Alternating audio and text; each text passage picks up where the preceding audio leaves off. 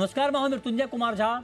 शाम के 5:30 बज चुके हैं और अगले आधे घंटे तक आपके सवालों का सबसे बड़ा मंच तैयार है। अगर आपने कमोडिटी में ट्रेड किया है या फिर नया ट्रेड करना चाहते हैं, जानना चाहते हैं कि आपके लिए कहां पर कमाई के मौके बनेंगे, तो आप सवाल पूछिए। नंबर आप नोट कर लें 02223001634। इसके अलावा आप 02223001635 पर भी अपना सवाल पूछ सकते हैं।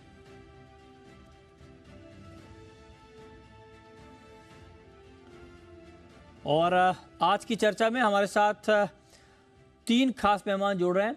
संदीप बाजोरिया साहब हैं, सीईओ हैं सनविन ग्रुप के, अमित खरे हैं जीसीएल ब्रोकिंग के, और अनुज गुप्ता हैं एचडीएफसी सिक्योरिटीज़ के। आप तीनों का बहुत स्वागत है। संदीप जी, जो सी ने जो रिपोर्ट जारी की है उसमें ये कहा है कि नवंबर और जनवरी के बीच एडिबल ऑयल का इंपोर्ट 23% घटा है, कम हुआ है, और जनवरी में इंपोर्ट में 28% की गिरावट आई है। आप भी डेटा को बड़ा क्लोजली ट्रैक करते हैं, ये गिरावट के पीछे की वजह आपको क्या दिख रही है? बाजोरिया जी। हाँ जी, ये देखिए जनाब, जो गिरावट आई है बेसिकली हमारे पास लास्ट ईयर बहुत इंपोर्ट हो गया था और हमारे पास स्टॉक बढ़ गया था, बिकॉज लास्ट ईयर का हमारा ऑयल ईयर का इंपोर्ट जो था 1 नवंबर 22 से 31 अक्टूबर 23 के बीच में 165 लाख टन का इंपोर्ट हुआ था, जो उसके पहले साल में सिर्फ 144 लाख का हुआ था। तो इस कारण से हमारे पास ऑल टाइम स्टॉक्स हो गए थे। और दूसरा, हमारा क्रॉप भी मार्केट में आ रहा था नवंबर दिसंबर जनवरी में, तो उस कारण से देश में इंपोर्टर्स ने कम किया, बिकॉज पैरिटी नहीं थी। दूसरा कारण यह था कि पाम ऑयल की कीमतें बहुत फर्म थी, पाम का थोड़ा प्रोडक्शन में कमी थी, और उस कारण से पाम, सोयाबीन, सनफ्लावर के भाव बिक रहा था, तो वो पाम ऑटोमेटिकली, इसलिए पाम का इंपोर्ट कम हो गया। और तीसरा मेजर कारण ये है कि जो हमारे सनफ्लावर ऑयल रशिया यूक्रेन से आ रहा था, वो रेड सी में इशू होने के कारण में उसको केप ऑफ गुड होप से घूम के आना पड़ा वेसल को, तो 15 से 20 दिन एक्स्ट्रा लग रहे हैं उनको इंडिया पहुंचने में। तो उस कारण से जो वेसल दिसंबर का निकला हुआ जनवरी में आना चाहिए था, वो जनवरी में पहुंच नहीं पा रहा है, वो फरवरी में पहुंचेगा। तो उस कारण से भी हमारा इंपोर्ट थोड़ा कम हो गया है। तो ये तीनों कारण मिला के आप देख रहे हैं, जो 27% इंपोर्ट कम दिख रहा है, उस कारण से इंपोर्ट कम दिख रहा है।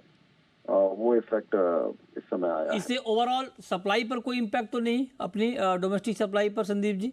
नहीं, डोमेस्टिक सप्लाई पे इम्पैक्ट इसलिए नहीं है कि हमने कहा ना, हमारे पास स्टॉक्स बहुत थे पहले के, तो स्टॉक्स होने के कारण में, और इंटरनल हमारी डोमेस्टिक अराइवल भी हमारी soybean oil, cotton oil, rice bran oil की अच्छी थी। उस कारण से यहाँ कोई अवेलेबिलिटी में कोई दिक्कत नहीं हुई है, बल्कि अभी भी तेल चाहिए उतना अवेलेबल है इंडिया के हर पोर्ट पे, और बायर्स कम है, सेलर्स ज्यादा है, ये पोजीशन अभी भी है। अच्छा, बायर कम है, सेलर ज्यादा है। हाँ तो जी, प्राइस पर क्या इम्पैक्ट आप देख रहे हैं? प्राइस कैसा रहने वाला है अभी एडिबल ऑयल का? एडिबल ऑयल का प्राइस आप देखिए, मतलब ओवरऑल रीजनेबल बैंड में है। मतलब पहले जैसा माहौल जो चल रहा था एडिबल ऑयल का, वो तो अब सब पुराने दिन हो गए हैं। अब तो सब $1000 के नीचे ही चल रहे हैं, $850 से $1000 के बीच का चल रहा है। एंड अभी आज का दिन आप गिने तो आज का दिन पाम ऑयल का लेवल है $930, सनफ्लावर का लेवल है $915, $20, और सोयाबीन ऑयल का लेवल चल रहा है $915। तो तीनों तेल जो है वो करीबन एक दूसरे के पास ही चल रहे हैं और एक रीजनेबल लेवल में चल रहे हैं। तो प्राइस मतलब ये साल मुझे नहीं लग रहा है कि डाउन साइड भी 5% के 7% के ऊपर नहीं होगा, और अप साइड भी हमें लग रहा है 7-8% के ऊपर नहीं होगा। तो बड़ा नैरो रेंज में साल रहेगा। अच्छा, और वो हिसाब से ही चलेगा, ऐसा लग रहा है। ओके, तो मतलब अभी एडिबल ऑयल की कीमतों के मोर्चे पर कोई चिंता नहीं, राइट सर? कोई नहीं है, आपको हर समय कीमतों की कीमत चिंता, कंज्यूमर की चिंता रहती है। हाँ, तो मैं आपको अश्योर करना चाहता हूँ कि कोई दिक्कत की बात नहीं है, एकदम बढ़िया। बहुत सिचुएशन अच्छी है। अच्छी अभी नींद आएगी तो सर, इस चिंता के दूर होने से नींद बढ़िया आती है ना? लेकिन जो आपके इंडस्ट्री वाले हैं उनकी नींद बड़ी बड़ी आजकल खलल है उनकी नींद में। वो कह रहे हैं कि सोयाबीन का रेट कम है, मस्टर्ड अभी नई अराइवल आने वाली है, रिकॉर्ड क्रॉप का अनुमान है, और ये कहा जा रहा है कि कोई सपोर्ट नहीं मिला अगर तो दाम और गिर जाएंगे। तो इसको लेकर क्या होना चाहिए? अभी एक डिमांड आ रही है कि मील के ऊपर कुछ इंसेंटिव दे दिया जाए, मील एक्सपोर्ट पर। देखिए, ये बात अपनी जगह पे सही है कि किसानों को बहुत ठीक दाम नहीं मिल पा रहा है, और वो एक चिंता का विषय है। और सामने सरसों की क्रॉप है, और हमें लग रहा है नाफेड को 25 लाख टन प्रोक्योर करने के लिए रेडी रहना पड़ेगा। बिकॉज सपोर्ट प्राइस जो है उतना दाम मार्केट दे नहीं पाएगा, ये सिचुएशन है। और तो इसीलिए सोयाबीन के केस में सपोर्ट करने के लिए जब ऑयल की ड्यूटी नहीं बढ़ाओगे तो आपको मील पे एक्सपोर्ट पे इंसेंटिव देना पड़ेगा, तो जाके आप थोड़ा बहुत सोयाबीन को सपोर्ट कर पाओगे।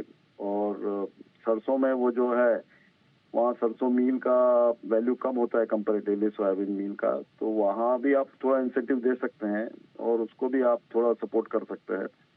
बट बेसिकली तो दिक्कतें तो हैं किसान के लिए, और वो जो किसान चाहता है मुझे सपोर्ट प्राइस के ऊपर 20% कम से कम मिले, वो वाला सपना किसान का पूरा होना मुश्किल है। एंड ये समय से तो हालत ही ऐसे कि सपोर्ट प्राइस मिल जाए, वही बहुत बड़ी बात है। राइट सर, बहुत शुक्रिया बजोरिया जी आपका जुड़ने के लिए और एडिबल ऑयल पर डिटेल में बात करने के लिए। लेकिन अब हम बात करते हैं इस वक्त की एक महत्वपूर्ण खबर की। खबर यह है कि महंगाई के आंकड़े आ गए हैं और दिसंबर में जो महंगाई के आंकड़े थे वो 5.69% थे, जो अब घटे हैं।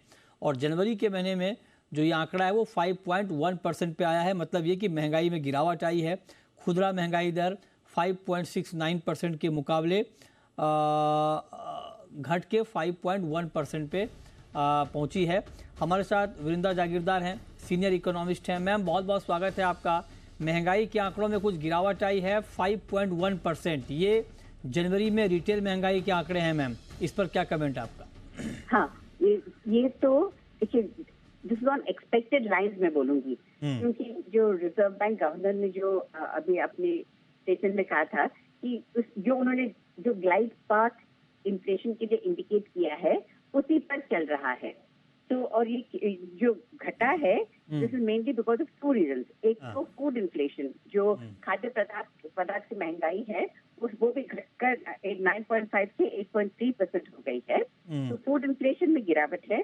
और फ्यूअल भी, जो क्योंकि जब तो ऐसा लग रहा था कि जो जियोपॉलिटिकल स्थिति है उसको देखते हुए शायद there will be some spike in oil and that will impact inflation, लेकिन वैसा नहीं हुआ है। और जो क्रूड ऑयल प्राइसेस है वो $82 के नीचे ही अभी तक रही है। तो बिकॉज इन दोनों एरियाज फूड और फ्यूल से हमें जो राहत मिली है वो रिफ्लेक्ट हो रहा है अच्छा फरवरी के इन्फ्लेशन डेटा में। ओके, तो आपके हिसाब से जब फरवरी के महंगाई के आंकड़े आएंगे तो क्या उसमें हम कमी देखेंगे? हाँ बिल्कुल हम कमी देखेंगे, क्योंकि ओवरऑल पूरे साल का भी देखिए 5.2 या 5.4 ऐसा कुछ दिया है गवर्नर का जो एस्टिमेट है, आरबीआई का जो एस्टिमेट है। तो इसलिए क्योंकि देखिए मेनली फूड और फ्यूल की तरफ से हमको राहत मिल रही है उसका इम्पैक्ट दिख रहा है। और दूसरी बात कोर इन्फ्लेशन जो फूड और फ्यूल को हटा के बाकी जो वॉलेटाइल कंपोनेंट होता है वो उसमें भी हम गिरावट देख रहे हैं। तो कोर इन्फ्लेशन जो इतने महीने स्टिकी रहा था अराउंड 5%, वो भी अभी नीचे घट के 4% के आसपास आ रहा है। तो इन्फ्लेशन पे हमको जो राहत दिख रही है वो तो अभी कंटिन्यू ही रहेगी इस फाइनेंशियल ईयर तक, तो डेफिनेटली। अच्छा ठीक है मैम, कोई ऐसा एरिया कंसर्न एरिया जहां पर आपको लगता हो कि हाँ थोड़ा फोकस करना चाहिए, या वहां से महंगाई को लेकर कुछ चिंता आ सकती है? मेनली जो क्लाइमेट चेंज है उससे जो इम्पैक्ट होगा उसका एग्रीकल्चर पे बहुत सीधा इम्पैक्ट होगा। तो उससे एक्स्ट्रा जो अभी मानसून हमारा कैसा रहेगा उस पर भी डिपेंड करता है कि फसल कैसे रहेंगे।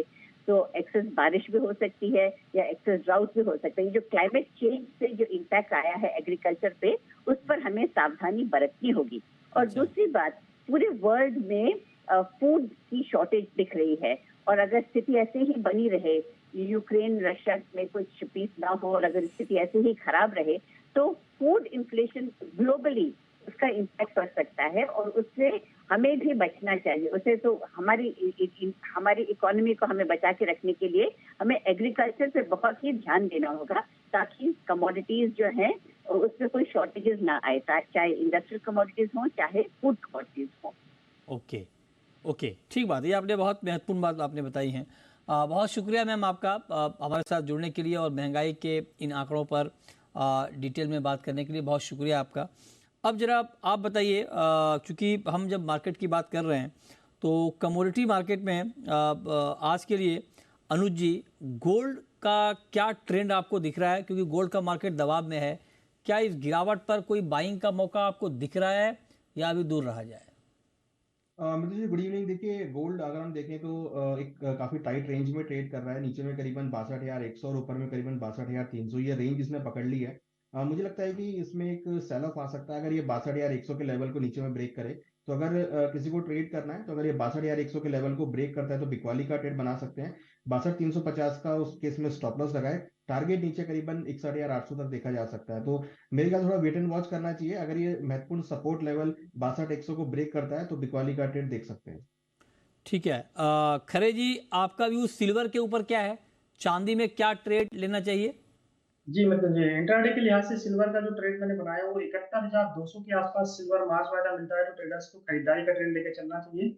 70,600 रुपए के नीचे का स्टॉप लॉस लगाकर 72,000 से 72,200 तक के टारगेट सिल्वर में देखने को मिल सकते हैं। एक अच्छा बेस फॉर्मेशन काफी समय बाद सिल्वर में हो रहा है, तो ओवरऑल इसमें खरीदारी की ही सलाह। ओके, तो ओवरऑल आप कह रहे हैं कि इसमें बाइंग की ही राय होगी। इस पे आप नज़र रखिए। 72,200 का टारगेट है, 71,200 पर आप बाई करें, 70,600 का स्टॉप लॉस, ये राय आपकी हो रही है सिल्वर के ऊपर। चलिए अब शुरू करते हैं सवाल और जवाब। पहला सवाल है कैलाश चंद्र मोदी का, सदलपुर से जुड़ रहे हैं। पूछिए कैलाश जी।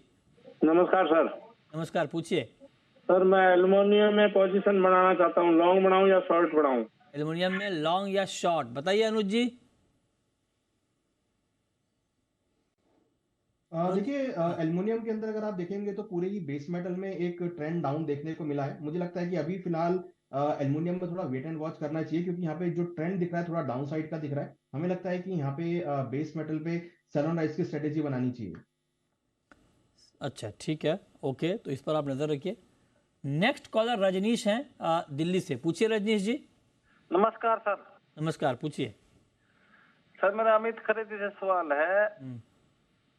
मैंने 75,500 में सिल्वर बेची थी सर। उस दिन मैंने सवाल पूछा था, ये बोले फेड 3 रेट कट करेगा, ये 78,000 जाएगी, और 70,500 पे सेल करवा रहे थे, वहां से उठ गई आज ये बैंक करवा। इनको कुछ पता भी है या ऐसे ही आ जाते हैं मुंह उठा के? ये नहीं नहीं, ऐसा नहीं है, ऐसा नहीं है। देखिए आप की नाराज़गी अपनी जगह है, लेकिन रिसर्च के साथ आपको कॉल, अब कोई ज़रूरी नहीं है ना कि हर बार जो बोले ये वो ठीक ही हो जाए। कई बार उसमें इसलिए हमेशा बोलते हैं कि जब भी आप ट्रेड लें, कोई भी एनालिस्ट जब आते हैं हमारे यहाँ तो वो बोलते हैं भाई जब भी आप ट्रेड लें स्टॉप लॉस ज़रूर लगाएं।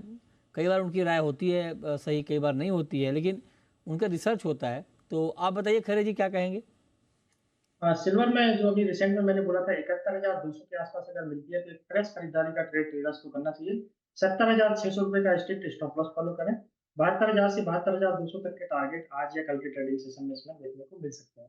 जो भी ट्रेड्स रिकमेंडेड होते हैं उसमें एक प्रॉपर स्टॉप लॉस ट्रेडर्स को जरूर फॉलो करना चाहिए। कॉलर रोहित हैं। पूछिए रोहित जी। नमस्कार सर। नमस्कार, पूछिए। सर एक्चुअली मैं लास्ट 10 दिन से आपका चैनल फॉलो कर रहा हूँ, पहले भी कर रहा था, लेकिन लास्ट 10 दिन से मैं जो भी ट्रेड कर रहा हूँ, आप लोग बाई करवाते स्टॉप लॉस हिट, सेल करवाते स्टॉप लॉस हिट, तो सर जरा देखिए ना, इन लोगों की जवाबदारी भी तय कीजिए ना, क्योंकि फिर लॉस नहीं, होता वो है। बात देखिए, ये देखिए, ये बात बार बार इसलिए हमारे जितने भी एक्सपर्ट हैं वो आपको कहते हैं कि स्टॉप लॉस लगाएं।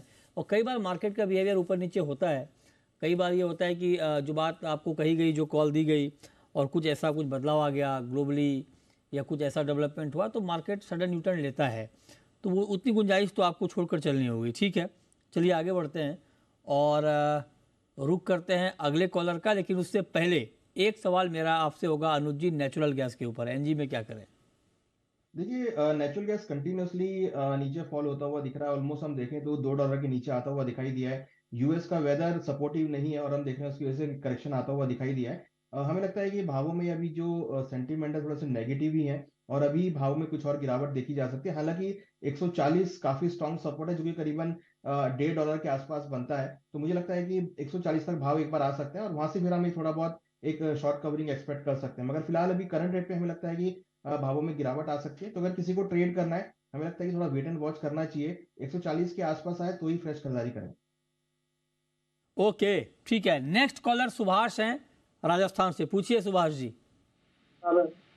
जी आप सवाल गुवारते हैं, टारगेट तो लेने नहीं है। टारगेट तो सभी जो भी देते हैं वही फेल हो रहे हैं। उनके सेमिनार किया था, उनसे एक बार बुला के पूछो सही किसानों के साथ क्या किया उन्होंने, क्या क्या वादे क्या क्या दावे किए थे।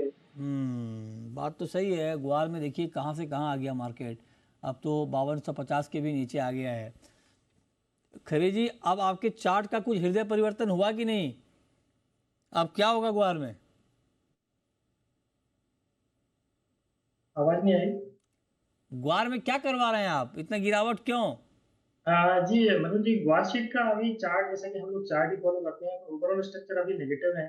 आपके शो के माध्यम से भी काफी टाइम से मैं सेल के ही ट्रेड इसमें रिकमेंड कर रहा हूँ। अभी भी इसमें सेलिंग का एक ट्रेड मैंने बनाया है। मार्च वायदा मुझे ग्वार शीट 5250 के आसपास अगर मिलता है तो इसमें एक फ्रेश खरीदारी का ट्रेड ट्रेडर्स को लेकर चलना चाहिए। 5300 रुपए के ऊपर का स्टॉप लॉस लगाकर ट्रेडर्स इसमें 5150 से लेकर 5100 तक के लक्ष्य रख सकते हैं। ओवरऑल ट्रेड नेगेटिव है तो ओवरऑल बिकवाली का ही ट्रेड है। ये बताइए कि इस भाव में सेलर कौन है? मतलब मैं जानना चाह रहा हूँ कि शॉर्ट कौन कर रहा है इस भाव में ग्वार? ये एक्चुअल में क्या सॉफ्टवेयर से हम लोग जो ट्रैक करते हैं उसमें सिर्फ हम लोग ट्रेंड और चार्टिंग का पैटर्न ही देखते हैं। इससे ये चीज पता नहीं लगती है कि कौन आइटम कौन लोग सेल कर रहे हैं या बाय कर रहे हैं। देखते हैं क्या होता है। राजेंद्र है नेक्स्ट कॉलर, पूछिए राजेंद्र जी। जय माता जी महाराज जी। जी पूछें। मेरा ग्वार सीट के ऊपर सवाल है जी। 6500 रुपए की ग्वार सीट प्लस है जी। 65 उस टाइम आपके धीरेन्द्र वकील भी कहते थे 7000 हो जाएगी, और वो सारे एक्सपोर्ट आपके कहते थे 7000 हो जाएगी, 7000 हो जाएगी। बताइए अनुज जी, क्या हो रहा है ग्वार में? देखिए ग्वार में जहाँ तक फंडामेंटल का सवाल है, जो अराइवल्स है उसका असर हम मार्केट में देख रहे हैं। क्रॉप काफी अच्छी देखने को मिल रही है और प्रोडक्शन भी बढ़ता हुआ दिख रहा है। हालांकि एक्सपोर्ट डिमांड की तरफ से कोई ज्यादा सपोर्ट देखने को नहीं मिला। ग्वार गम की एक्सपोर्ट डिमांड उतनी नहीं दिख रही है, क्योंकि कहीं ना कहीं जो अगर आप देखेंगे तो डिमांड जो है क्रूड की वो थोड़ी सी कम देखने को मिली है। तो इस वजह से लग नहीं रहा कि गम में कुछ ज्यादा एक्सपोर्ट डिमांड है। हमें लगता है उसका असर भावों पे आता हुआ दिख रहा है। हालांकि 5000 हम जनरली देखते हैं, अगर आप हिस्टोरिकली भी चेक करेंगे तो 5000 के लेवल से एक रिकवरी देखने को मिलती है साइकोलॉजिकल लेवल से। तो मुझे लगता है कि 5000 का जो लेवल है वहां पर आपको एक अच्छा खासा सपोर्ट देखने को मिल सकता है, जो कि एक रिकवरी के लिए हो सकता है। नेक्स्ट कॉलर बलराम है, पूछिए बलराम जी। हाँ, मैं सिल्वर माइक्रो बाय करना चाहता हूँ। कितने में बाय करने से ठीक रहेगा? सिल्वर माइक्रो आप बाइंग करना चाह रहे हैं, ठीक है। बताइए खरे जी, बाय करना चाहिए सिल्वर माइक्रो? बिल्कुल। सिल्वर जो भी करंट अभी भाव चल रहा है वहाँ से 200-300 रुपए थोड़ा सा डाउन शाम के इवनिंग सेशन में अगर मिलता है तो बाय करना चाहिए। बड़ी सिल्वर के हिसाब से देखा जाए तो 72,000 से 72,200 के टारगेट आज या कल के ट्रेडिंग सेशन में हमको देखने को मिल सकते हैं। चलिए, बहुत शुक्रिया खरे जी आपका और अनुज जी आपका जुड़ने के लिए और तमाम सवालों के जवाब देने के लिए।